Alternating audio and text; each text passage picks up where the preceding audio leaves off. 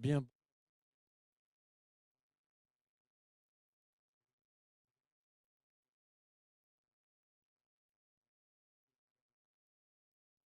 Il y a 3 élections présidentielles plus un référendum. Donc élection présidentielle au Niger dimanche, élection présidentielle au Bénin dimanche et élection présidentielle au Congo-Brazzaville dimanche également, ainsi que ce fameux référendum au Sénégal ou un référendum sur la Constitution qui tourne un peu aussi de façon présidentielle, puisque c'est la personne de Macky Sall, le président, qui est principalement désigné par ce référendum. Donc, je pense que ce débat tombe à pic et que je sais que nos intervenants ont préparé des interventions. Je leur demanderai quand même aussi de réagir un peu à cette actualité, parce que 3 élections présidentielles, c'est 3 contextes très différents.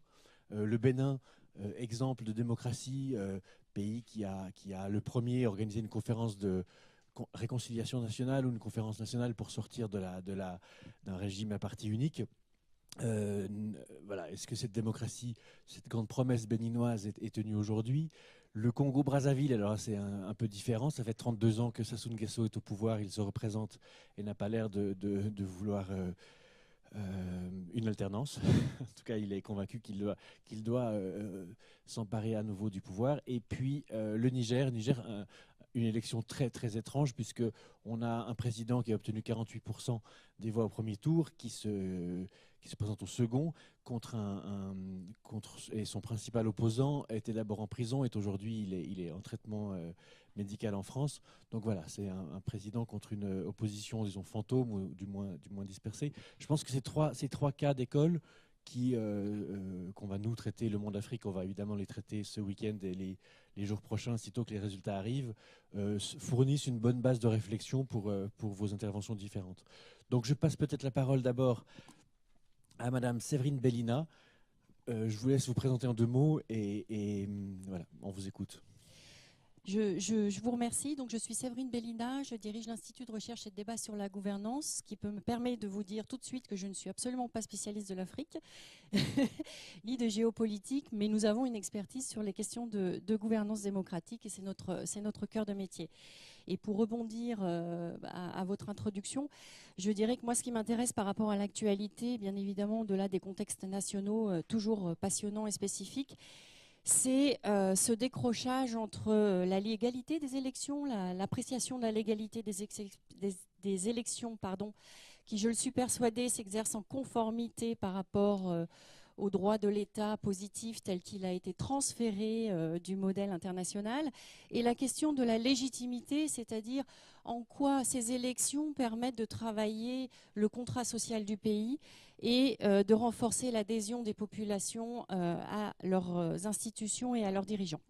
Et c'était l'axe que je voulais aborder aujourd'hui. On a 10 minutes, je crois. Moi, aborder la gouvernance démocratique, c'est un sujet éminemment complexe qui peut prendre 3 jours.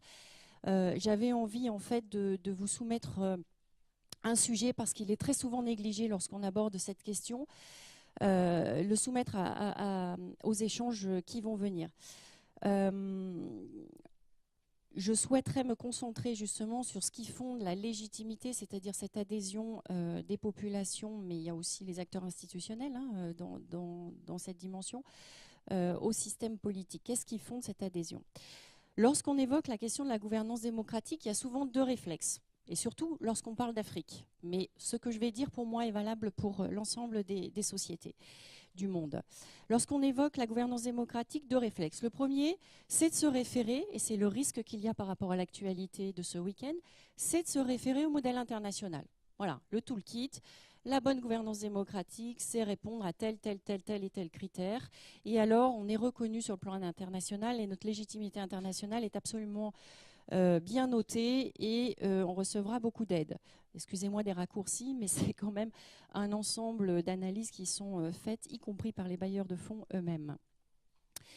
Donc, lorsqu'on est dans cette appréciation prescriptive de la gouvernance démocratique, que l'on a vu décliner dans les systèmes de Banque mondiale, dans le système international à travers le paradigme de la bonne gouvernance, ce qui se passe en réalité, c'est qu'on renforce des États qui se décrochent totalement de leur population et de leurs attentes, qu'elles soient matérielles ou symboliques, et s'ouvrent les crises politiques les plus profondes. Et effectivement, le deuxième axe de la gouvernance démocratique, c'est que souvent, lorsqu'on prononce ces deux mots associés, dans nos têtes, ça nous renvoie à État failli, État fragile, crise et violence. Effectivement, ça renvoie à des États qui développent des relations violentes avec leur population ou alors qui sont carrément remplacés par d'autres pouvoirs ou par d'autres systèmes de régulation qui eux-mêmes se fondent sur la violence. Je pense au système narcotrafiquant, je pense aux mafias, je pense aux extrémismes religieux. Aujourd'hui, lorsqu'on intervient, il n'y a plus besoin d'expliciter ce point de vue. Il parle malheureusement à tout le monde. Or, c'est justement dans la question de ces relations que pour nous, et je dis cela parce qu'on a quand même été très présent sur le continent africain pour développer ces analyses, c'est justement dans les questions de relations entre les institutions publiques, l'État, les gouvernants, l'élite, et le reste des acteurs, société civile organisée, secteur privé lucratif et ce qu'on appelle population ou citoyens, que se joue la gouvernance démocratique. Donc si je m'inscris dans une démarche non pas prescriptive, mais une approche pragmatique de la gouvernance démocratique, je dois regarder comment se jouent, quelles sont les modalités d'exercice du pouvoir politique dans une société donnée. Et comme j'ajoute démocratique, l'idée c'est que je vais regarder ce qui permet d'associer l'ensemble des acteurs.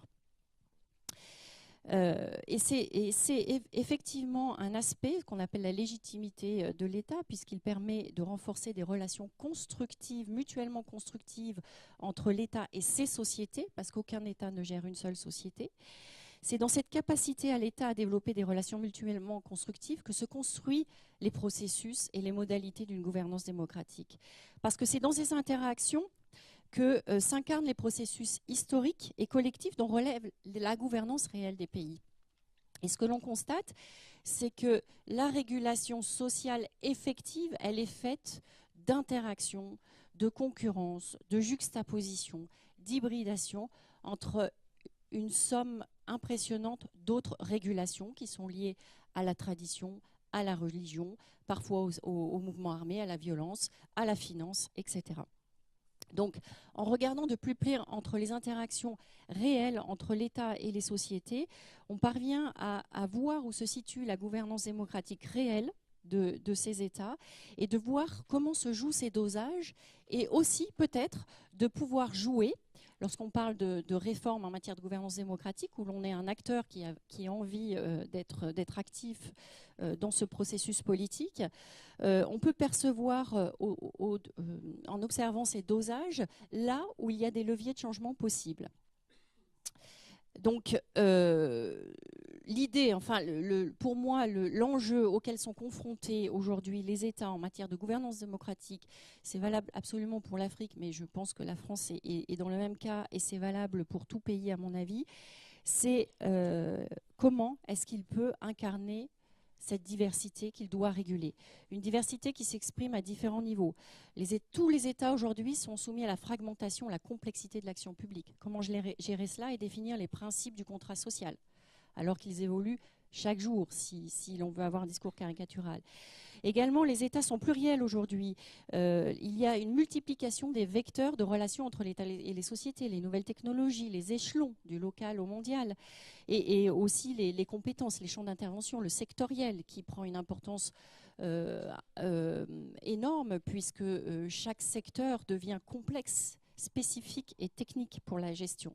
Et surtout, et c'est le point pour moi souvent négligé et important, c'est cette question de pouvoir faire interagir de manière constructive les différentes régulations qui parlent aux sociétés chaque jour. Et ces régulations, je vais peut-être terminer là-dessus, ces régulations, on peut les classifier en 4 catégories. Elles sont connues, hein, elles ne sortent pas de nulle part. Ce qu'on appelle output, c'est-à-dire l'activité de l'État, les résultats, la délivrance des services de base, la question de la sécurité, c'est connu par tous. On sait que certains États ou certains bailleurs de fonds ont énormément joué exclusivement sur cette source de légitimité en déséquilibrant les dosages. On sait aussi que c'est aussi par aspiration à des questions de sécurité, d'accès à l'eau ou à la santé ou à l'enseigne, à l'éducation, que les populations parfois se sont retournées par adhésion, mais aussi parfois par dépit, vers des régulations religieuses ou des régulations liées au mouvement armé, parce qu'elles leur donnaient accès territorialement à ces services-là. Deuxième catégorie de sources de légitimité, deuxième source de légitimité, toujours liée à l'activité de l'État, ce qu'on appelle input legitimacy, qui est lié au processus donc d'association des acteurs à l'action publique. C'est tout ce donc je crois qu'il va être développé tout à l'heure, la notion d'élection, par-delà la technique, comment une élection peut renforcer la légitimité de l'État. Et quand je dis légitimité de l'État, ça veut dire effectivité, ça veut dire réalité, ça veut dire que c'est la référence et l'autorité politique suprême reconnue volontairement par les populations. Ce sont les processus participatifs qui sont désormais bien connus, etc., etc.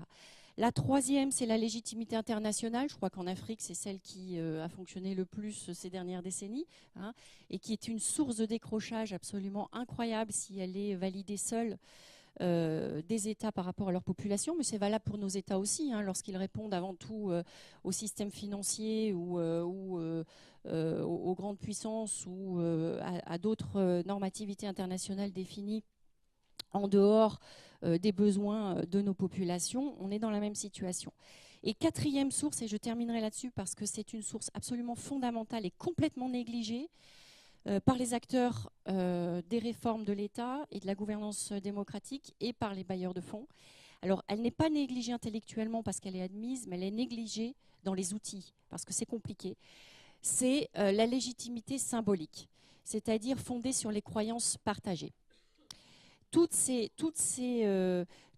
qui permet la construction de l'identité, donc que ça aille de l'ethnie, la religion, la tradition, la franc-maçonnerie, etc., etc. Or, cette régulation, cette légitimité symbolique, c'est la moulinette à travers laquelle chacun d'entre nous passe sa conception du pouvoir, son rapport aux autres sources de légitimité. C'est-à-dire que c'est en fonction de cela que je vais estimer que l'accès à l'eau répond à mon besoin ou pas, ou les élections. Mais ça, je pense que ça nécessite des développements plus en détail. Et c'est à ce niveau-là que se joue aujourd'hui, je pense, un vecteur très très important d'action sur la gouvernance démocratique ici et ailleurs. Et je crois qu'il faut que je m'en termine ici. Oui, merci beaucoup. Je pense que c'est bien si on garde nos interventions un peu courtes, comme ça il pourrait y avoir après un échange non seulement avec la salle, mais aussi entre vous sur certains points que vous soulevez. Vous parlez d'un toolkit, c'est-à-dire d'une boîte à outils d'instruments de démocratie et de gouvernance importés par les pays africains pour voilà. Il est évident qu'aujourd'hui, être élu en Afrique, c'est plus chic que de prendre le pouvoir par coup d'État. Cependant, dans cette boîte à outils, il y a quelques outils qui manquent. Alors d'abord, il y a les outils qui sont importés directement comme les fichiers électoraux, les cartes d'électeurs, mais comme par hasard, les fichiers électoraux sont toujours revus quelques semaines avant les élections et toutes les cartes électorales ne sont pas prêtes le jour du vote. Il y a aussi cette notion d'observation des élections. Alors on a récemment écrit un texte sur le Monde Afrique qui dit que voilà, les observateurs des élections africaines sont devenus des véritables mercenaires qui se louent aux différents pays qui ont besoin d'observateurs et qui parfois valident l'élection avant même, enfin avec seulement 10% des bulletins dépouillés. Donc en fait, on a dans cette boîte à outils, il y a des outils qui sont détournés, et puis il y a des outils qui manquent. Par exemple, je pense que monsieur en parlera tout à l'heure à propos d'Afrique centrale, mais le principal opposant au Congo-Brazzaville, enfin un des principaux opposants, le général Moukoko, son meeting aujourd'hui, qui se tient, je crois, en ce moment même à Brazzaville, est interdit. Donc l'opposant n'a pas le droit d'organiser son meeting. Il a été lui-même placé en résidence surveillée il y a quelques semaines. L'opposant au Niger, il est en prison ou il est à l'hôpital. Donc on est dans une boîte à outils un petit peu lacunaire. Peut-être c'est de ça aussi que vous voulez parler, monsieur Tamekata. Ah, c'est d'abord Francis, très bien. Alors du coup, la transition sera beaucoup plus directe parce que Francis Patindé, donc ancien rédacteur en chef de Jeune Afrique, aujourd'hui maître de conférence à Sciences Po, est resté évidemment journaliste dans l'âme et va nous décrire un peu ces enjeux électoraux. Merci Serge. Moi, je vais vous dire quelques mots sur les élections. Tu as parlé des élections, donc on a un week-end foisonnant. élection, deux élections qui portent sur le deuxième tour d'un scrutin au Bénin, où le scrutin opposera donc Lionel Zinsou, le Premier ministre, à un homme d'affaires, un richissime homme d'affaires qui a été ces 3 dernières années en exil en France. Au Niger, où le challenger du président sortant est actuellement à l'hôpital américain à Paris. Et puis, il y a le premier tour d'une élection calamiteuse au Congo-Brazzaville, parce que bon, c'est un simulacre d'élection et je pense que ça ne mérite même pas l'appellation d'élection. Ça, c'est le premier point. Alors, ce qu'il faut savoir, c'est qu'on vote de plus en plus en Afrique. On vote, rien que cette année, on a droit à 16 élections, dont 15 au suffrage universel direct. C'est pas mal. Et le problème, c'est que ces élections se passent et ne se succèdent et ne se ressemblent pas. On passe d'une élection à peu près correcte à une élection calamiteuse et ainsi de suite. Et au point de nous faire oublier que les 2 pays les plus influents du continent ont voté ces 2 dernières années sans problème. L'Afrique du Sud en 2014 et le Nigeria, le pays le plus peuplé, donc 180 millions d'habitants, a voté. Le Nigeria a voté donc l'année dernière. Il n'y a pas eu de problème. Il y a eu une passation de relais en douceur. Alors, moi, ce qui m'intéresse dans toutes ces élections, c'est quelques marqueurs. Et pour savoir distinguer une élection d'une autre. Le premier marqueur, c'est les velléités de révision des constitutions. Vous savez, la plupart des constitutions limitent à 2, parfois à 3, comme c'est le cas de la nouvelle constitution au Congo-Brazzaville, qui a été adoptée au fin octobre.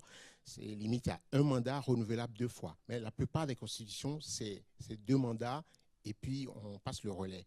C'est des mandats souvent de 5 ans dans la généralité, mais il y a des pays où c'est 7 ans, et des pays où c'est 4 ans, comme le Nigeria et le Ghana, et d'autres pays assez originaux, comme le Libéria, où c'est 6 ans. Le mandat est de 6 ans. Donc, alors, le problème, c'est que bien souvent, les gens font déjà 20 ans au pouvoir avant d'adopter ces constitutions limitant le nombre de mandats. Et donc, au bout de 10 ans, ils se disent, bon, je n'ai pas fini mon projet, je n'ai pas fini de développer le pays, et donc il faut remettre ça. C'est ce qui vient de se passer de façon scandaleuse au Congo-Brazzaville. Et on a été étonné que le président François Hollande donne son feu vert, enfin un feu orange, mais un feu orange assez vert au président Sassou Nguesso du Congo-Brazzaville. Donc ça, c'est le premier marqueur. Et pourquoi on veut empêcher ces chefs d'État de réviser la Constitution? C'est justement pour permettre à l'État d'avoir une forme de fluidité et pour roder les constitutions, qui sont des institutions assez jeunes, les roder, habituer le paysage politique à un système de rotation, d'autant plus que en limitant le nombre de mandats, on n'aboutit pas obligatoirement, contrairement à ce qu'on croit, à une alternance. La plupart des pays d'Afrique orientale et d'Afrique australe ont changé de titulaire dans les palais, ont changé de président, mais pour autant, les partis qui étaient dominants le sont restés. En fait, au Mozambique, on vous dit qu'il y a eu plusieurs alternances, ou en Tanzanie, en fait, c'est le visage du président a changé, mais la politique, le parti qui gère l'État n'a pas changé. Donc, ce n'est pas une alternance à proprement parler. Donc ça, c'est le premier marqueur qui est intéressant. Le deuxième marqueur, c'est l'usure du pouvoir. En Afrique, encore aujourd'hui, vous avez deux présidents africains qui ont connu Giscard d'Estaing, qui ont connu donc François Mitterrand, Jacques Chirac, Sarkozy, François Hollande, et qui, pour au moins les deux d'ailleurs, vont connaître le successeur de François Hollande. Ce n'est pas normal. Pendant ce laps de temps, vous avez 3 présidents sénégalais qui se sont succédés à la tête de l'État sénégalais. Vous voyez, donc ces présidents qui sont là en poste, donc le président de Guinée équatoriale et le président angolais José Eduardo dos Santos, ils sont au pouvoir depuis 1979. Peut-être qu'il y a même des étudiants ici qui n'étaient pas nés à l'époque. Voilà, c'est pour vous donner une idée. Et dos Santos a annoncé la semaine dernière qu'il allait quitter le pouvoir. Son mandat actuel s'achève en 2017. Curieux quitterait le pouvoir qu'en 2018. Alors il y a un mystère, quelque chose qui m'échappe, que je soumets à votre sagacité. Troisième marqueur, c'est le mode de scrutin. le mode de scrutin, souvent, on regarde toujours la limitation, et tout, on ne regarde pas le mode de scrutin. Le mode de scrutin, grosso modo, en Afrique de l'Ouest, si vous prenez les 15 pays membres de la CEDEAO, le mode de scrutin est uninominal à 2 tours, sauf 2 pays, la Gambie et le Togo. Comme pas extraordinaire, vous ne me direz pas que ces pays ne soient pas assimilés à des démocraties. Donc, le Togo et la Gambie font exception à la règle. Et donc, tous les autres pays, c'est uninominal à 2 tours. Si vous prenez toute l'Afrique centrale, sauf le Congo-Brazzaville qui vient de changer, sauf la Guinée équatoriale qui a attendu 21 ans avant de changer, et le scrutin est uninominal à 1 tour. On ne veut pas risquer d'avoir à se retrouver au second tour face à une coalition de l'opposition. Donc c'est très intéressant aussi d'étudier ce marqueur-là. Maintenant, il y a la durée des mandats. La durée des mandats, bon, je viens d'en parler, et le mode de scrutin, il y a l'âge du capitaine. Vous savez, si vous prenez, par exemple, je prends au hasard le Cameroun. Le Cameroun, le président octogénaire, 83 ans cette année, il est frappé par l'usure du pouvoir, 34 ans à la tête de l'État. Il est là depuis 1982. Et le scrutin est uninominal à 1 tour. Donc, pas de risque qu'il y ait un second tour face à des forces coalisées. La durée du mandat est de 7 ans. Et, comme pas extraordinaire également, il n'y a pas de limitation du nombre de mandats. Donc, si Dieu lui prête vie, peut-être dans 10 ans, dans 20 ans, ce sera le même. Bon. Alors, un tout dernier point, je pense que alors, ce qu'il faut savoir également, c'est que je pense que je vais arrêter là mon propos et on en parlera pendant les questions. Voilà. Je ne vais pas trop charger la barre. Bon, très bien. Oui, un des marqueurs, c'est le fameux coup KO. Le coup KO, c'est victoire au premier tour, même si un deuxième pouvait être possible. Et chaque président, évidemment, ambitionne le coup KO. Alors, qui c'est qui l'a réussi récemment? Sassou, ça va sans doute être le cas. En Guinée, voilà, Alpha Condé. Ouattara en Côte d'Ivoire, à près de 80%. Enfin, c'était... C'est la mode en ce moment. Voilà, la mode du coup KO. Alors, bon, Monsieur Tamekamta, vous êtes spécialiste d'Afrique centrale. C'est une région qui justement est concernée par ces scrutins de ce week-end. On vous écoute. Ok, merci Serge. Je voudrais commencer avec votre permission par décliner mon identité. Je suis Alphonse Ozim Tamekamta, je suis doctorant en histoire des relations internationales à l'Université de Yaoundé 1 et par ailleurs je suis chercheur associé au GRIPS, le groupe de recherche et d'information sur la paix. C'est basé à Bruxelles et en même temps je suis chercheur à Thinking Africa qui est un institut de recherche et d'enseignement sur la paix basé à Abidjan en Côte d'Ivoire. Alors donc je voudrais articuler mon propos autour de la thématique suivante. Les démocraties d'Afrique centrale entre similitudes autocratiques et divergences démocratiques. Pourquoi est-ce que j'ai choisi l'Afrique centrale? Pour 2 raisons simples. La première raison, c'est que là, l'essentiel des pays d'Afrique centrale, quand je parle de l'Afrique centrale, j'entends ici l'Afrique centrale, c'est ma communauté économique et monétaire d'Afrique centrale. Donc, constitué de 6 pays, à savoir le Tchad, la République centrafricaine, le Cameroun, le Congo-Brazzaville, le Gabon et la Guinée équatoriale. Donc, c'est 6 pays. Donc, c'est ça le premier élément. C'est des pays qui ont eu une même trajectoire historique, à l'exception de la Guinée équatoriale. Les 5 autres pays sont des anciennes colonies françaises. Même si forcément on ne s'entend pas sur la sémantique au sujet du Cameroun, parce que certains estiment en réalité que le Cameroun n'a jamais été une colonie française. Bon, enfin, on peut encore discuter là-dessus. C'est un ancien protectorat allemand, ensuite c'est un territoire, enfin c'est un condominium. Par la suite, ça passe sur le label international avec le statut de territoire sous mandat de la SDN, plus tard territoire sous tutelle de l'ONU. Donc il y a certains spécialistes camerounais qui contestent le statut de colonie, d'ancienne colonie de la France au sujet du Cameroun. Donc le deuxième élément qui justifie le choix de mon thème, c'est ce que je vais appeler ici des similitudes à la fois sociologiques et anthropologiques au sujet de ces pays-là. Parce qu'on se rend compte en réalité que les populations qu'on trouve au Cameroun ont l'essentiel des populations se trouve des part et d'autre des frontières. Un exemple très simple, au nord du Cameroun, dans la région de l'Adamawa, on trouve des Bayats, on les trouve également à la République centrafricaine, un peu plus à l'extrême nord, on trouve les Mundang, qu'on a au Cameroun, qu'on a également au Tchad. Et plus au sud, on a l'aire culturelle Bouloubé-Tifang, avec pratiquement les mêmes noms. On les trouve au Cameroun, au Cameroun, au Gabon, au Congo-Brazzaville et en Guinée équatoriale. Donc, je vais articuler mon propos, je vais dire, en 4 étapes. La première étape va porter sur, encore le premier aspect portera sur les rapports de l'Afrique à la démocratie avant 1990. En deuxième temps, je parlais de l'Afrique centrale à partir du sommet de la Baule. Enfin, je crois que tout le monde connaît à peu près le sommet de la Baule. En réalité, ce sommet, le 16e sommet Afrique-France. Durant ce sommet, justement, lors d'une allocution, le président français François Mitterrand avait justement non tenu un discours pratiquement injonctif à l'endroit des dirigeants africains, 34 au total, leur demandant absolument donc qu'il faut s'ouvrir à la démocratie. Et d'ailleurs, même on avait conditionné l'aide étrangère et l'aide internationale. En troisième moment, je parlerai justement des pratiques démocratiques en Afrique centrale. Je parlerai des piliers, je parlerai des similitudes, éventuellement des nuances dans la pratique des démocraties en Afrique centrale. Et enfin, je parlerai de la plus-value et surtout du défi des démocraties africaines. Alors, je voudrais que vous m'excusiez parce que là, je vais énormément ou abondamment emprunter à un vocabulaire caricatural au sujet de l'Afrique. Donc, c'est ça du premier moment dont je parle un peu ici en grand temps des rapports de l'Afrique à la démocratie en 1990. C'est vrai qu'il y a une polysémie, en même temps une polémique. La polysémie, c'est surtout autour de la définition de la notion de démocratie. Alors, il y a tellement de spécialistes beaucoup plus européens qui ont tenté d'une définition à la démocratie. Je parle par exemple de Roussillon qui pensait que c'est le règne du nombre dans le respect du droit. Il y a Stéphane Mollet qui pensait plutôt que c'est un règne, mais avec des élections disputées et honnêtes au suffrage universel, permettant l'alternance au pouvoir et aux moyens d'institutions plurielles judicieusement agencées, assurant l'exercice équilibré du pouvoir. Bon, il y a aussi un autre, Avril, qui pense plutôt, et même Jiquel, qui pense plutôt que là, la démocratie est un régime politique dans lequel le peuple dispose de la souveraineté.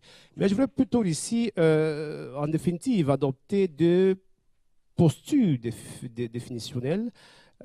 Une posture ou encore une conception classique de la démocratie en empruntant justement à cet ancien président américain Lincoln qui pensait en réalité que la démocratie c'est le gouvernement du peuple, par le peuple et pour le peuple. Et je vais également emprunter, parler de la conception moderne de la démocratie, à savoir que c'est un lien social placé sous le signe de l'égalité et une politique susceptible d'exprimer l'idéal de liberté, d'autonomie de gouvernement humain. Bon, voilà à peu près l'ensemble des définitions que les gens ont tenté d'en donner au concept de démocratie. Alors, vous convenez avec moi en réalité qu'il y a des différences de point de vue. Bien, des différences, oui, il y en a. Alors, est-ce que l'Afrique a donc connu la démocratie? Ça, c'est la question qu'on est en droit de nous poser. Enfin, démocratie, si on préfère appeler démocratie, mais est-ce que là, l'Afrique traditionnelle a connu un système de gouvernement, un système de management, une gestion politique qui semblait se rapprocher à ce qui a transparaît comme la démocratie aujourd'hui? Et là-dessus, il y a donc deux camps qui s'affrontent. Il y a un camp qui semble être d'accord qu'en réalité, dans l'Afrique traditionnelle, il y a eu de la démocratie. Et le second camp, en réalité, essentiellement animé par des historiens, des sociologues, des anthropologues, ou en tout cas des universités européennes qui pensent arrêter l'Afrique n'a jamais connu la démocratie. Alors, pour le premier camp, ceux qui pensent arrêter l'Afrique a connu la démocratie, d'ailleurs, ils fondent leurs arguments sur, j'aurais pu dire, sur la façon dont les entités traditionnelles africaines étaient articulées et le rapport qui existait entre les souverains de l'époque avec le peuple. Ils prennent justement naturellement non pas peut-être pour certains le cas de l'Égypte pharaonique et médiévale, mais beaucoup plus aussi, ils essaient d'analyser à peu près comment est-ce que l'Empire du Mali, les empires du Mali, du Ghana, du Sangao, du Gao et puis beaucoup d'autres royaumes, le Luango, le Congo, le Kanem-Borno, le Bagrimi étaient organisés. Véritablement, il y a eu une gouvernance qui peut-être ne se rapproche pas de la démocratie aujourd'hui, mais qui était un système de gouvernance qu'on peut essentiellement ou qu'on peut essayer aujourd'hui peut-être de formaliser. Peut-être que ça ne portera pas forcément l'appellation de démocratie. Bien sûr, il y a beaucoup de spécialistes africains qui tentent véritablement de donner du contenu à cette forme de gouvernance dans l'Afrique traditionnelle. Donc, à côté de ces gens, bien évidemment, il y a d'autres qui semblent ne pas reconnaître à l'Afrique, justement, ce déni de démocratie à l'époque, au Moyen-Âge et parfois même à l'Antiquité. Et là, donc, nous avons les deux Jean-François Méda et Jean-François Bayard. Et ce dernier, d'ailleurs, lui pense qu'en réalité, l'Afrique traditionnelle n'a pas connu la démocratie pour la simple et bonne raison qu'on a assisté à une extrême hiérarchisation des statuts sociaux avec une priorité accordée aux hommes les plus âgés. Pour lui, dès lors qu'arrêter la priorité accordée aux hommes les plus âgés, on ne peut pas parler de la démocratie. Et la deuxième personne que je voudrais citer ici, c'est Catherine Kokiri-Virovich, qui, elle, pense en réalité qu'il y a trois éléments fondamentaux qui lui permettent de penser que l'Afrique n'a pas connu la démocratie. C'est ce qu'il appelle ici les principes d'inégalité. il estime en réalité qu'il y a d'abord un principe d'inégalité qui est très ancré dans les structures traditionnelles africaines. Il parle également du consensus, parce que pour lui, en réalité, la démocratie ne part en aucun cas rimer avec le consensus. Et enfin, il parle ici de ce qu'il appelle les croyances, c'est-à-dire de l'indissociabilité entre la politique et puis les croyances religieuses, ancestrales, et j'en passe. Donc voilà à peu près ce qu'on peut tenter de dire concernant bien évidemment cette première partie, à savoir l'Afrique l'Afrique et la démocratie avant 1990. En deuxième moment, dont je parle ici de l'Afrique centrale post-Bold. En fait, je vais faire référence ici, justement, je l'ai dit tout à l'heure là, au discours du président français Mitterrand lors du 16e sommet Afrique-France qui s'est tenu justement à la Baule du 19 au 21 juin 1990. Et donc, bien évidemment, c'est le départ, disais-je justement, du deuxième moment des États africains, du deuxième moment des États africains, parce qu'en réalité, si et là, on rencontrait justement forcément un monolithisme qui était très profond, très enraciné dans les sociétés. À partir de cet instant, justement, ces États africains sont en crise. Et là, le président français leur explique en réalité l'ouverture démocratique était la seule conditionnalité pour accéder à la charité internationale. Donc l'aide internationale était essentiellement conditionnée par l'ouverture démocratique. Et là, d'ailleurs, lui, il l'avait dit. Parce que là, lorsqu'on lui avait posé la question de savoir en réalité, est-ce qu'il avait un modèle de démocratie qu'il voulait justement non faire accepter par les pays africains? Il a dit oui. Et il a essayé de dégager quelques piliers de la démocratie, à savoir à peu près d'abord le principe électif, le suffrage universel, la reconnaissance de liberté des individuels, l'acceptation du pluralisme, la création de plusieurs partis politiques. Bien, donc, ce qui est certain, c'est que beaucoup de présidents ne semblaient pas très d'accord, notamment le président Mabongo Ndima, qui n'avait pas forcément partagé cela, également le président ivoirien. Et d'ailleurs, plus tard, nous avons appris que le président burkinabé à l'époque avait donc souhaité ce qu'il avait appelé la prime à la démocratie. Alors, qu'est-ce que vous proposez de plus à celui qui accepte justement d'accélérer le processus de démocratisation? Bien. Donc, de retour, les pays africains, d'Afrique centrale, je précise très bien, ont engagé un ensemble de réformes à travers les conférences nationales. Souveraines ici, moins souveraines là-bas. Et s'agissant des 5 pays que j'ai cités tout à l'heure là, parce que j'ai essayé de mettre de côté la République centrafricaine, qui a une trajectoire particulière, qui a une histoire particulière. On pourra en parler, enfin, si vous le voulez très bien. Donc, exception faite au Cameroun de Paul Biya, qui a refusé en estimant en réalité que la conférence souveraine était sans objet, avec bien évidemment l'aide de ses acolytes, naturellement de la France, parce qu'il a apprécié en réalité qu'à l'issue de la conférence non tenue, il y a eu des premières élections pluralistes qui sont tenues au Cameroun en octobre 1992. Et bon, les résultats ont été contestés, d'abord par le NDI, qui est un organisme appartenant au département d'État américain. Et puis bon, enfin... Il a été soutenu, je pense très bien, par la France, notamment par Yvon Omnes, qui était l'ambassadeur du Cameroun, ambassadeur de France au Cameroun à cette époque-là. Donc, la conférence nationale n'a pas eu lieu au Cameroun, mais dans les autres pays, c'est-à-dire en République centrafricaine, au Gabon, au Congo, les conférences nationales se sont tenues. Ont-elles été bien menées? Je n'en sais rien. Mais sinon, nous savons tout simplement que ces conférences internationales ont abouti à des constitutions. À des constitutions, on peut citer quelques-unes. La constitution, par exemple, du Gabon, le 26 mars 1991. Et ce qu'il faut dire en réalité, c'est que là, ces constitutions ont tenté d'intégrer l'ensemble des injonctions mitterrandiennes, notamment la reconnaissance, le respect des libertés individuelles, etc., etc. Donc, si je prends l'exemple de la constitution du Gabon du 26 mars 1991, on lit en préambule ceci. Ils disent « Le peuple gabonais affirme solennellement son attachement aux droits de l'homme et aux libertés fondamentales telles qu'il résulte de la Déclaration des droits de l'homme et du citoyen de 1789 et de la Déclaration universelle des droits de l'homme de 1948 consacrée par la Charte africaine des droits de l'homme et des peuples de 1981. » Là, je m'arrête là-bas. Et au Congo-Brazzaville, le 15 mars 1992, la constitution intègre pratiquement les mêmes éléments. En République centrafricaine, la constitution qui est promulguée le 15 janvier 1994 intègre les mêmes éléments. En Guinée équatoriale, la constitution du 17 janvier 1995 intègre les mêmes éléments. Au Cameroun, 18 janvier 1996, les mêmes éléments. Au Tchad, en mars 1996, les mêmes éléments. Donc, en réalité, Ces pays acceptent donc d'appliquer la démocratie. Oui, pardon, Zozim Alphonse, l'épaisseur du papier qui reste dans votre lecture m'inquiète un petit peu. Je me demandais si vous étiez d'accord de garder certains points pour la discussion qu'on pourrait lancer maintenant. Je pense que je retiens par exemple de ce que vous avez dit, ce privilège aux gens âgés, qui effectivement est une contre-indication majeure pour une démocratie fonctionnante. Et je crois que le Cameroun, pour ça, est un exemple très stupéfiant, c'est-à-dire qu'au Cameroun, si on prend les 200 personnes qui dirigent le pays, c'est-à-dire président, ministre, députés et personnalités importantes des partis, leur moyenne d'âge à ces 200 personnes est de 77 ans, alors que la moyenne d'âge générale du Cameroun est de 19 ans.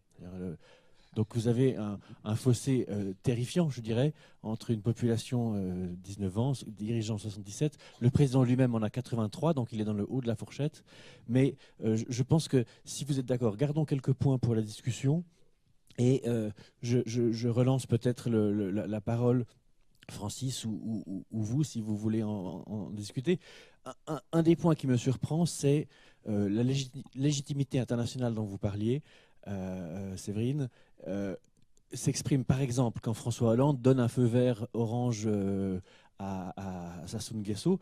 Comment se fait-il que la France, un pays qui a été colon du Congo-Brazzaville, puisse encore, par un simple feu vert ou orange, comment dire, influencer la tournure des événements apparemment? Francis, est-ce qu'il y a encore une vraie... est-ce que ça compte vraiment? Est-ce que c'est ça qui va faire le jeu à Brazzaville?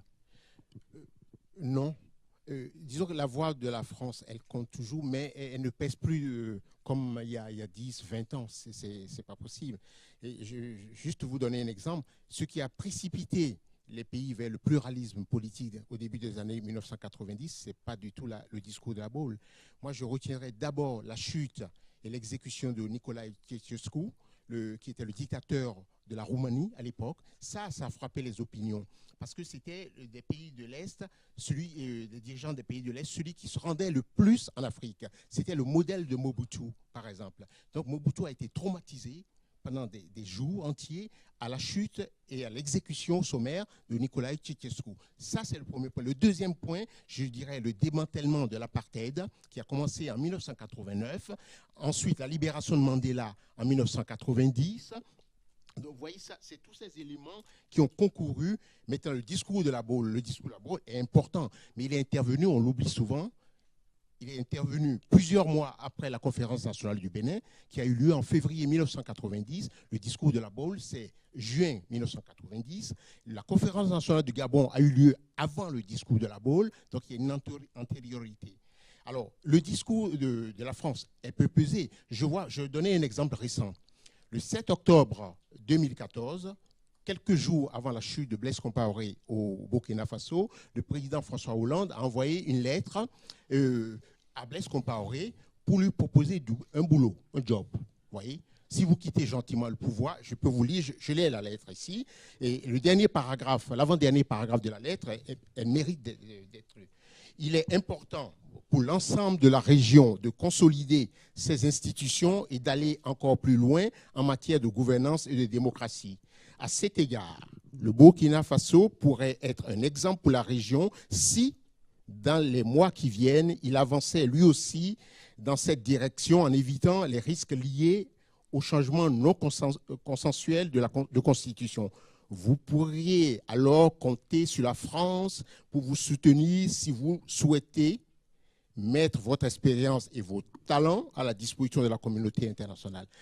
Cette phrase, elle est scandaleuse. Comment voulez-vous, un président qui a tué en arrivant au pouvoir, qui a tué un espoir de jeunesse africaine, qu'on peut contester, qu'on peut apprécier ou pas, on lui propose un boulot au niveau international. Il semblait d'ailleurs qu'on lui proposait le secrétariat général de la francophonie. Vous imaginez remplacer Abdou Diouf, le président Abdou Diouf, qui a toujours été de tout temps un démocrate, par un militaire à la tête de la francophonie, c'eût été signé la mort de la francophonie.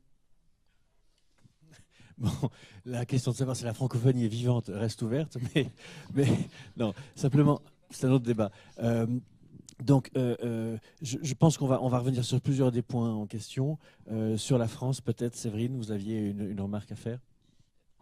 Moi, j'ai aucun mandat pour de ce point de vue, mais j'avais plusieurs petits clins d'œil. Je suis entièrement d'accord avec ce qui vient d'être dit. D'ailleurs, j'ai pu être dans certaines enceintes à un moment donné. La question de savoir ce qu'on allait faire des présidents déchus était vraiment au cœur des débats internationaux. L'Union africaine, peut-être une perspective pour certains. On sait que d'ailleurs beaucoup sont consultants à ce niveau-là. Mais c'est valable aussi pour nos pays. Il ne faut pas non plus focaliser sur l'Afrique de ce point de vue. Mais c'est vrai que c'est une vraie question qui s'est posée et qui n'est pas forcément caricaturale, qui est intéressante aussi. Ça, c'est là parce que quand on accède au pouvoir en Afrique, on accède aussi à une rente et une gestion patrimoniale qui n'est pas propre à l'Afrique, encore une fois, mais ce sont de vraies questions. Je voulais rebondir sur le rôle de la France et François Hollande et d'autres présidents, tous ont eu un rôle. Moi, ma réflexion, elle est de dire, il n'y a pas que la France. Pourtant, je suis française, je pourrais dire c'est bien, finalement, on a conservé quelques pouvoirs. Si telle était ma vision des choses, mais elle ne l'est pas. Il y a, on le sait bien, les véritables enjeux sont économiques, financiers. On sait bien que ce sont plutôt les multinationales qui sont derrière et qui poussent parfois les présidents aussi, au-delà des intérêts nationaux. Je ne pense pas qu'on pense au peuple français lorsqu'on fait cela.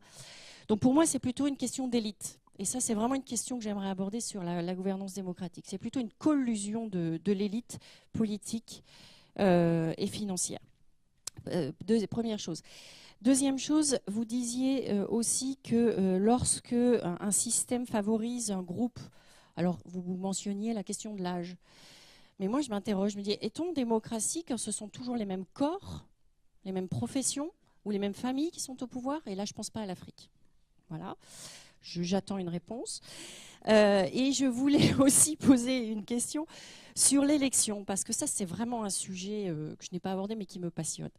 Vous et moi savons qu'y compris dans les pays occidentaux, l'élection, il y a une expression, est-ce qu'elle se fait vraiment le jour où les urnes parlent? Je ne sais pas. Nos présidents ont aussi des pressions, autant que les vôtres. Ceci dit, il y a une question plus intéressante pour les peuples. Est-ce qu'il est pertinent de vouloir imposer un mode de répartition du pouvoir, majorité-minorité, et ça renvoie à votre présentation, à des sociétés qui ont l'habitude de travailler par consensus? Alors attention, je ne suis pas du tout culturaliste en disant ça, mais ça m'intéresse parce que c'est un sujet qui émerge dans nos sociétés. À l'heure où l'action publique est d'une complexité énorme, on se rend compte que les clivages politiques perdent quand même de leur pertinence. Parce qu'en plus, parenthèse faite, les discours et les oppositions elles se font sur les techniques, sur les ajustements nécessaires. Donc à l'heure où nous, on s'interroge sur le consensus, je parle de la France qui a toujours été travaillée par sa dichotomie gauche-droite, où on se dit finalement travailler avec les opposants, c'est peut-être pas plus mal parce qu'il y a des idées, de toute façon on doit gérer et il y a des idées ou des façons de faire qui peuvent aider. Et lorsque en Afrique on essaye de renier ce mode de fonctionnement alors qu'on sait que de toute manière ça peut créer des crises politiques post-élection et que finalement c'est comme ça que ça marche quotidiennement pour toute la gestion des conflits auxquels les populations font face. Je crois qu'il y a eu quelques essais, mais vous êtes mieux placé que moi pour en parler, dans certains pays où on a essayé après l'élection de gérer la transmission du pouvoir et les équilibres du pouvoir via un biais consensuel et que finalement ça répondait peut-être davantage aux besoins du pays donné à ce moment-là. Voilà. Merci Séverine. À la confluence de plusieurs arguments qui viennent d'être dits, je pense qu'il va falloir parler d'un pays qui est le Rwanda. Je dis ça parce qu'au fond, on voit dans les développements récents qu'il y a un véritable bras d'honneur fait au discours de la Baule par certains pays africains qui disent en gros aux Occidentaux votre démocratie, votre gouvernance c'est très bien, mais on a de meilleures méthodes. Et il se trouve que certains des pays qui ont dit ça sont des pays qui fonctionnent très bien, comme le Rwanda ou l'Éthiopie, qui sont alors pour le coup verrouillés du point de vue politique, mais qui, on ne peut pas dire qu'ils soient mal gérés. Et du coup, il y avait un point dans ce que vous alliez dire qui était l'hyper-présidentialisme. Je pense qu'on a avec la figure de Paul Kagame une figure intéressante à discuter qui n'est pas proprement dans votre zone, mais qui n'est pas loin non plus de l'Afrique centrale. Kagame, c'est quelqu'un qui a un parcours personnel assez exceptionnel. Voilà, un militaire qui prend le pouvoir et qui aujourd'hui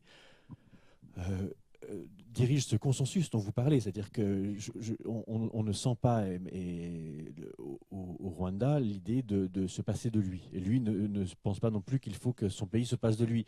Donc il s'apprête il a changé la constitution, il s'apprête à se faire réélire, je crois avec une perspective jusqu'en 2034. 2034, c'est juste. Et donc, en attendant, il y a là un modèle de gouvernance qui fonctionne, mais il n'y a pas d'alternance. Et est-ce qu'il faut toujours privilégier l'alternance par rapport à la gouvernance si celle-ci fonctionne? Peut-être, Zozim Alphonse, pouvez-vous un peu nous éclairer sur ça, sur cet homme qui est hyper présidentiel et qui en même temps représente un modèle assez efficace? Merci. Alors, je dois dire que le cas du Rwanda est un cas typique en Afrique centrale. Hein. L'Afrique centrale, la grande Afrique centrale, CEAC. Parce que si en réalité on assiste véritablement à un verrouillage du système politique, de la gouvernance, à l'opposé, il y a quand même un début de décollage économique. Pour ça, je pense que c'est surtout l'élément central qui justifie le fait qu'en réalité, à un moment donné, Kagame semble être en phase avec son peuple. Et à l'opposé, donc, Kagame, ailleurs, c'est tout le contraire. Je prends l'exemple du Cameroun. L'hyperprésidentialisme, oui. Quand vous prenez par exemple la Constitution, il y a autour d'une dizaine d'articles qui soient consacrés justement donc, au pouvoir exorbitant du chef de l'État. Et là, le problème, c'est qu'au-delà de son âge, au-delà du fait que lui, il est en train d'achever son dernier mandat suivant l'article 6 de la Constitution avant sa modification de 2008. Donc forcément, et d'ailleurs même, le Parlement est en session maintenant, et on assiste à des appels à une candidature du chef de l'État. Donc forcément, il sera candidat. Dès lors qu'il sera candidat en 2018, forcément, il sera élu. Alors, donc, la différence entre le Cameroun et le Rwanda, c'est qu'on assiste justement à un verrouillage institutionnel du système politique. Mais à l'opposé, on ne trouve pas forcément une saine émulation. C'est vrai que là, la classe moyenne tend à disparaître, ou encore, elle s'amincit. Mais les investisseurs sont là, c'est quelques Chinois, mais on ne sent pas véritablement un décollage économique. Donc là, ça traduit, et puis ça me permet également de poser en réalité le problème de la responsabilité. Il y a la responsabilité de l'Occident, ça je suis parfaitement d'accord, mais dans ces trois pays-là, on assiste depuis pratiquement 3-4 ans à la faillite de l'élite intellectuelle, des universitaires précisément. Parce que là, lorsque vous regardez l'essentiel des pays, surtout le Cameroun, depuis 10 ans bientôt, le chef de l'État s'est entouré des meilleurs intellectuels camerounais. Ils sont conseillers spéciaux, ils sont ministres, mais malheureusement, rien ne bouge, les lignes ne bougent pas. Donc là, ça traduit justement dans à peu près, je veux dire, la complicité de l'élite intellectuelle, celle-là qui est supposée en réalité éclairer. Donc, c'est un peu ce que je voudrais dire. Bon, c'est ça l'hyperprésidentialisme, on peut aussi citer. Au Cameroun, c'est le même cas au Gabon, c'est le même cas au Congo-Brazzaville, c'est le même cas en Guinée équatoriale. D'accord. Merci beaucoup. J'ai un léger bémol sur l'immense pouvoir de Paul Biya, vu qu'il passe quand même la moitié de l'année à l'étranger, et pas très loin d'ici, puisque c'est à l'hôtel Intercontinental à Genève. C'est d'ailleurs l'article du Monde Afrique qui nous a valu, je crois, le plus de problèmes quand on a juste raconté qu'il était à Genève. Simplement, donc, il y a ça. Et puis, sur la faillite des intellectuels, je ne suis pas entièrement d'accord. Je trouve qu'au Cameroun, notamment, c'est un pays qui a une énorme vivacité intellectuelle, une qualité parmi les écrivains, parmi les artistes, parmi voilà. Et c'est très surprenant, vous avez la plupart je sais pas, Achille Bembe, par exemple, le philosophe, est camerounais. C'est quelqu'un qui ne mâche pas ses mots face au système camerounais. Et voilà, vous avez là un terreau, une qualité de terreau intellectuel qui est exceptionnelle pour un système qui, effectivement, est verrouillé. Avec votre permission, je ne parle pas de la totalité des intellectuels camerounais. Je parle de ceux qui, en réalité, sont aux côtés du chef de l'État, qui aurait pu justement lui dire voici ce qu'il y a lieu de faire, voici ce qu'il faut faire, voici ce qu'il ne faut pas faire. C'est de ceux-là qu'il s'agit en définitive. Mais sinon, au-delà de ça, je connais la valeur intellectuelle de plusieurs Camerounais qui sont dans plusieurs universités qui ont une abondante production intellectuelle qui est très lui appréciée dans le monde. Moi, j'ai reçu, une de mes grandes surprises au Cameroun, c'était de recevoir il y a quelques mois une lettre d'un prisonnier au Cameroun qui est en prison, je crois, condamné à 25 ans de prison, Et c'était une lettre assez remarquable qui analysait le budget de l'État 2016 et avec des chiffres très précis, et qui faisait des propositions d'utilisation de ce budget en faisant des balances entre les dépenses affectées à l'éducation et à la construction des nouveaux stades pour la Coupe d'Afrique des Nations de 2019. Et donc, vous avez une qualité intellectuelle jusqu'en prison, je dirais. Puisque le truc était remarquable, on l'a publié comme une tribune normale, mais ça nous provenait d'une géole de Douala. Voilà, je vais ouvrir la parole à la salle. J'imagine que vous avez des questions à poser. Peut-être présentez-vous rapidement et puis indiquez quel intervenant vous souhaitez interroger. Est-ce qu'il y a des micros pour vous? Est-ce que je vous passe un des micros d'ici? Voilà. Pardon.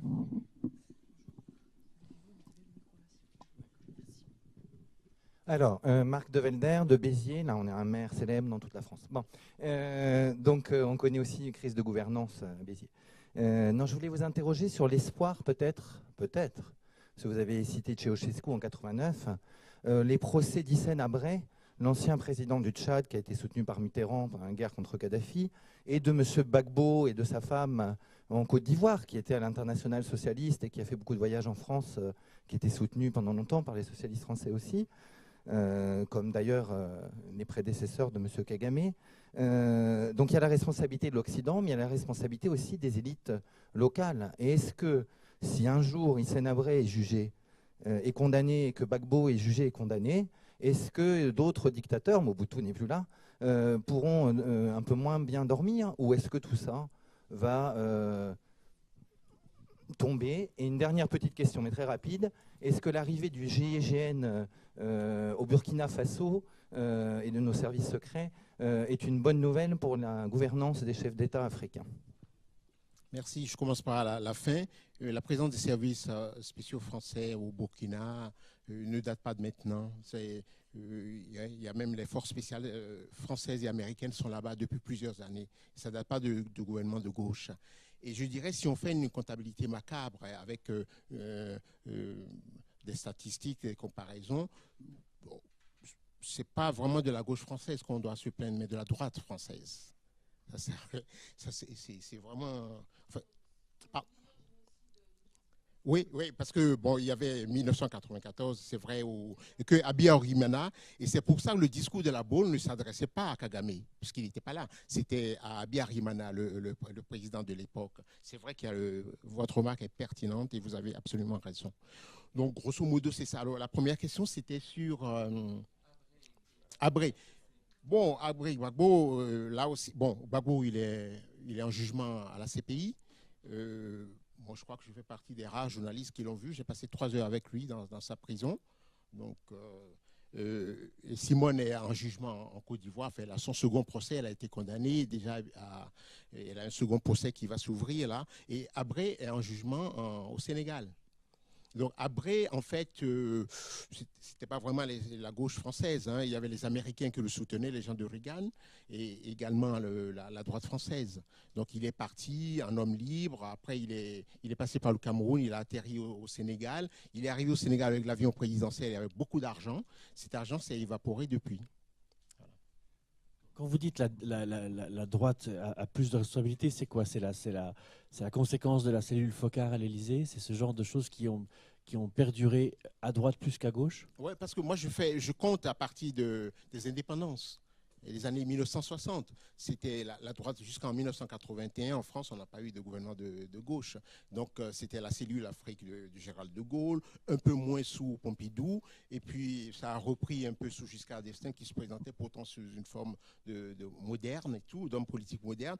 Donc, les coups bas, les tentatives de démantèlement de Nigeria, avec la guerre du Biafra. La guerre du Biafra a donné, c'est là qu'on a vu les mercenaires belges et français, Bob Dena et Steiner, tout ça, intervenir. Donc la tentative pour casser les blocs anglophones. Parce que bon, on peut aimer la langue française, on peut aimer la francophonie sans pour autant détester l'anglais. Vous voyez ? La preuve, beaucoup d'étudiants ici, je crois qu'il y a certaines sessions qui sont en anglais. Donc on a essayé de casser, de faire le premier coup d'État contre Nkrumah. Ça, il y avait dans les mémoires de Foka, vous lisez ces volumes qui ont été coédités par Faya et Jeune Afrique. Il le reconnaît, hein, qu'ils ont essayé de placer Bouzia, donc un homme lige à la tête du Ghana, parce que le but, c'était de casser les blocs anglophones d'Afrique de l'Ouest. Donc, je pense foncièrement et sincèrement que la droite française a plus de responsabilités dans le démantèlement, dans les problèmes qu'on rencontre aujourd'hui. Ce qui se passe aujourd'hui au Mali, d'où ça vient? Vous savez très très bien d'où ça vient. Il y a eu, on a liquidé Kadhafi, bon, ok, mais après, et les armes sont parties vers eux. Vous savez, le Mali n'a pas de frontière avec la Libye. Tout le monde le sait ici. Il n'y a pas de frontière. Comment ça a pu traverser le Niger pour aller au Mali? Et donc les problèmes ont commencé maintenant, vous savez, tous les jours, il y a plus de semaines, plus de mois, sans coup de force, de djihadistes et tout. Parce que tout ça, ça a été fait à la va-vite et que, bon, personne n'assume aujourd'hui. Très bien. Autre question de la salle? Oui, je vais essayer de faire circuler. Monsieur au premier rang, voilà. Un micro est en route.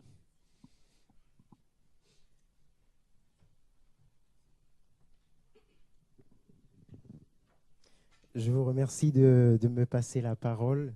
Je suis Daniel Billet, je suis doctorant en sciences politiques à Jean Moulin Lyon 3.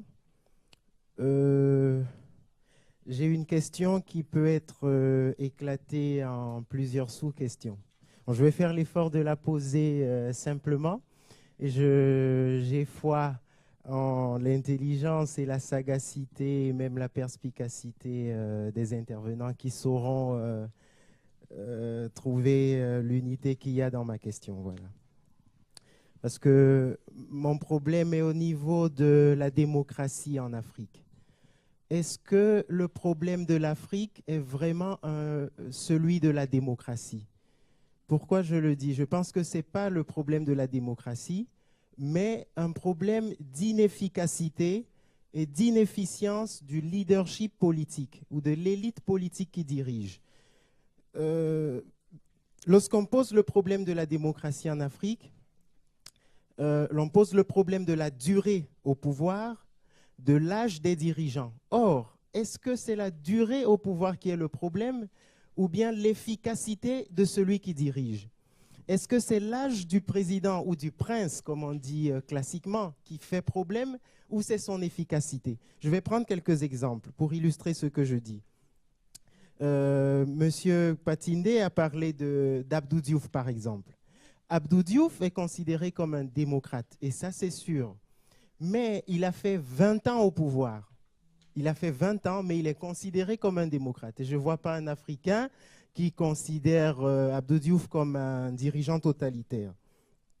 On a également, je pense que si Sankara avait fait 50 ans, 60 ans au pouvoir, personne en Afrique ne s'en serait plaint. Stop. Sur la question, s'il vous plaît, de l'âge, l'on parle par exemple de l'âge du prince au Cameroun, de M. Paul Biya, que je connais bien parce que je suis camerounais. Le problème de M. Biya, est-ce que c'est vraiment son âge ou bien c'est le fait qu'il ne soit pas efficace dans la direction? J'ai vu en Tunisie où le président qui a été élu a 88 ans. Comment? En Tunisie, c'est 86. En Tunisie, le président Essebsi, il a 88 ans, mais il a été élu. Et je vois que ce soit, par exemple, en France, celui qui est aujourd'hui au devant dans les sondages à droite, c'est M. Juppé, qui n'est pas particulièrement jeunes. Je vois Clinton, je vois Sanders et tout aux États-Unis qui ne sont pas particulièrement jeunes. Est-ce que le problème, on veut gadgetiser la démocratie en Afrique? Ce n'est pas ça le problème. Le problème, est-ce que ce n'est pas l'efficacité de l'élite qui gouverne? Je pense qu'on revient sur la question de Kagame et le Rwanda. Je pense que là, on a un dirigeant relativement efficace et ça dérange aussi. Bon, juste, je rebondis sur Sankara. Peut-être que ce qui a sauvé Sankara, paradoxalement, c'est d'avoir été tué. Peut-être qu'au pouvoir pendant 50 ans, il se serait révélé, d'autres aspects de sa personnalité que toutes les vertus qu'on lui voit aujourd'hui. Oui, Francis. Les marqueurs que j'ai cités tout à l'heure, pris isolément, n'ont pas de poids. Mais c'est cumulé, si vous voulez, l'âge, la durée. Parce que habilement, vous avez omis de signaler que ce monsieur est là depuis 34 ans. Voyez, donc c'est pas pris isolément. Vous avez pris l'âge, mais j'ai cité d'autres. Il est là depuis l'élection à un tour et tout ça. C'est ça qui fait qu'il est inefficace. Donc si vous prenez un seul élément, ça va pas. Mais c'est cumulé. Il faut cumuler les éléments. Voilà. Et quant au début de votre question sur la démocratie, est-ce que c'est vraiment ça le souci? La démocratie permet peut-être de changer un dirigeant qui ne serait pas efficace. Vous disiez c'est l'efficacité qui compte, mais la démocratie permet peut-être de le changer quand on s'en aperçoit. Est-ce qu'il y a d'autres questions? Oui, monsieur là-bas, monsieur avec la veste verte, lunettes. Ah bon, pardon. Celui-là parce que d'accord. Allez-y. D'accord. Bonjour à tout le monde. Et je vous remercie pour la conférence que vous avez si brillamment donnée. Le sujet, il était, à mon sens, très complexe. Hein. Je me présente, je manquais de le faire. Je suis Idrissa Ouattara de la Côte d'Ivoire. Je suis auditeur au Centre d'études diplomatiques et stratégiques antenne régionale de Dakar. Et le thème qui nous occupe en ce moment, c'est la gouvernance démocratique en Afrique. Il y a vraiment deux concepts qui méritent une analyse fortement minutieuse. Il y a d'un côté la notion de gouvernance qui appelle un système qui, comme vous le connaissez, selon Henri Misbeg, décrit un ensemble d'unités en interaction mutuelle. C'est beaucoup plus complexe de parler de la gouvernance que de parler de la démocratie. La démocratie, elle, vous le savez aussi, c'est un régime. C'est un régime politique qui appelle qu'on choisisse, qu'un État choisisse d'être un État de régime de type démocratique ou de type oligarchique ou bien d'autres, comme vous le savez. Alors, dès lors qu'on choisit alors, le mode le régime politique qu'on veut et que l'on est d'accord que c'est le régime de la démocratie, alors on peut maintenant définir ce que c'est que la démocratie. La démocratie, il y a certes plusieurs approches, mais il n'y a qu'une seule définition à mon sens. Et à l'étymologie, c'est un régime politique par lequel le peuple le peuple exerce la souveraineté. Donc à partir du moment où tout tourne autour de la souveraineté du peuple, je pense que nous sommes dans la notion de démocratie. L'approche diffère selon les attentes que l'on a de la démocratie. Parce qu'on a le sentiment un peu que c'est de la démocratie que viendra le développement. Ce qui n'est pas forcément évident avec les exemples que vous-même vous avez donnés. Ce qui paraît aussi totalement rédhibitoire, c'est d'attendre de la démocratie une bonne gouvernance. Ce n'est pas systématique. La bonne gouvernance, il peut y avoir de la bonne gouvernance sans de la démocratie et inversement. Et je pense que la gouvernance mérite d'être analysée autrement. Et l'analyse que je fais, moi, de la notion de gouvernance, c'est que ça décrit un management, un système donc de gestion, un mode d'accession au pouvoir, certes, mais surtout un mode d'exercice du pouvoir, mais mieux, un mode de redistribution des outputs, comme le disait madame, le mode de redistribution donc, des ressources de l'État, hein, des acquis de l'État, et ainsi de suite. Et c'est là que parfois il y a mauvaise gouvernance. Et même s'il y a bonne démocratie, la gouvernance, je pense que c'est de ça que peut dépendre le bien-être du peuple, la qualité de la vie du peuple. Donc j'ai pensé que parfois vous avez trop mis exagérément l'accent sur la notion d'alternance. Comme si oui, la notion d'alternance suffisait pour qu'il y ait démocratie. Vous avez aussi tantôt mis l'accent sur la façon dont se déroulent les élections, le mode de scrutin et j'en passe. Comme si le régime présidentiel ou le régime parlementaire avait quelque chose à voir avec l'absence de démocratie. À défaut d'être une question, votre intervention a des propos très sages et je pense que ça pourrait presque faire la conclusion de ce débat. Est-ce qu'il y a... oui, c'est terminé, c'est fini, désolé. Donc le mot de la fin, c'était cela. Merci beaucoup. Et bon, c'est un grand sujet. Hein. Voilà, au revoir.